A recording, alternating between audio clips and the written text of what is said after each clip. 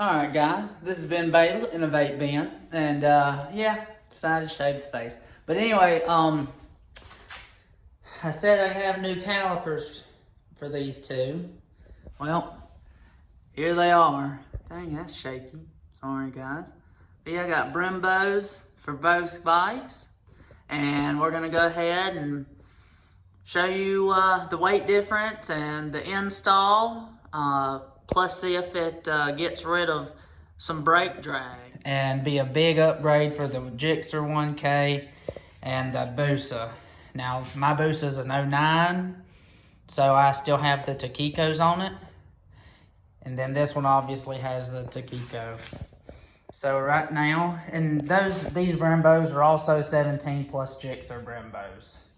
So they're off of a 2017. And I will be weighing these loaded as well. So I'm gonna set that here, and I'm gonna go ahead and spin the wheel and see, and the brakes have already been, I mean, they're pumped up. So we'll try that one more time. So about 3/4 of a round. Yeah, so it's not that great, but yeah, we'll go ahead and come over here, cut this on, and this is a loaded caliper. 2.2 pounds. So we didn't really lose much weight because the other ones are 2.8. But we'll go ahead and get this other caliper off and go from there.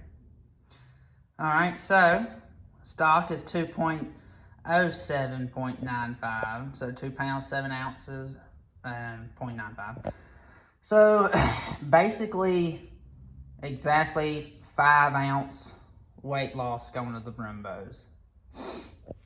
So if I had two sides, it would probably be over half a pound to a pound, but not too terrible. So we're gonna go ahead, put this one on, and tighten it down. Because yeah, all you gotta do, I didn't really show it, is two 12mm caliper bolts, and the bolt for the caliper is, I know it's still in there. It's that's a 12mm as well. So I'm gonna go ahead and get this caliper on and go from there. All right, so went ahead and got the Brembo on. You also need to take these spacers off. These spacers right here for the stock caliper that fits in those holes, or the alignment spacers, whatever you want to call them. So do that, torque them down, reattach the strap, put that back on. Now I'm gonna bleed the brakes. So I'm gonna bleed, yeah, that's the bad parts on the other side. But yeah, I'm gonna go ahead and bleed the brakes here in a second. But without the brakes pumped up, I'm gonna go ahead and roll the wheel. Well, that sucked. One more time. And I just want to do it again. Alright, so we're gonna go ahead and pump up the brakes and get to it, guys. Well, it seemed that the old caliper brake pads were oiled down a little bit from when I purchased them from eBay.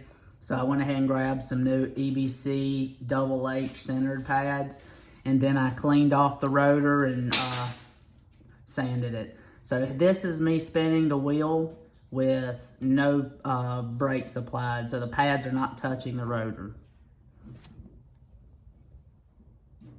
I also have stock bearings, by the way. It just free spins.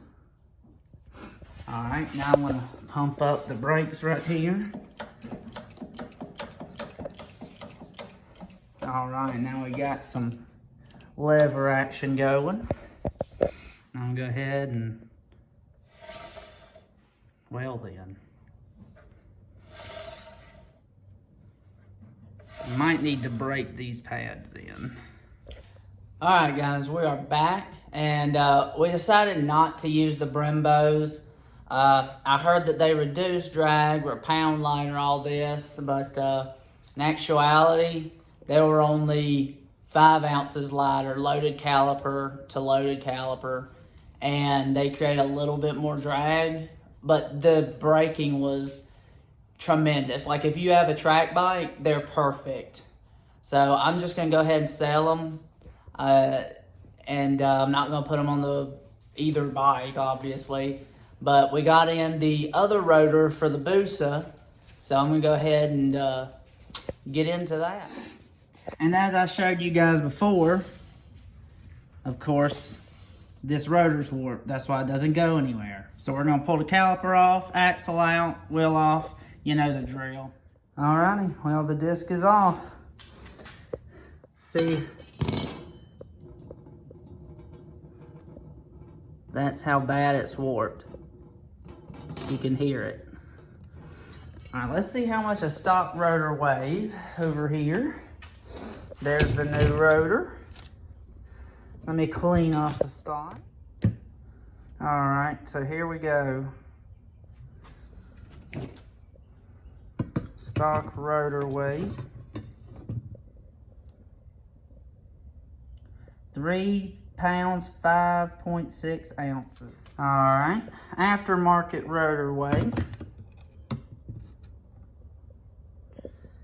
3 pounds, 0.3 ounces.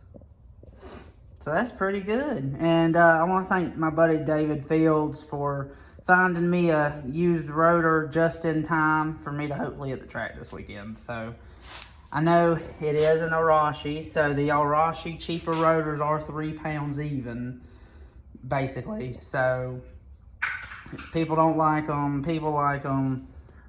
You know, we'll see if it does the job.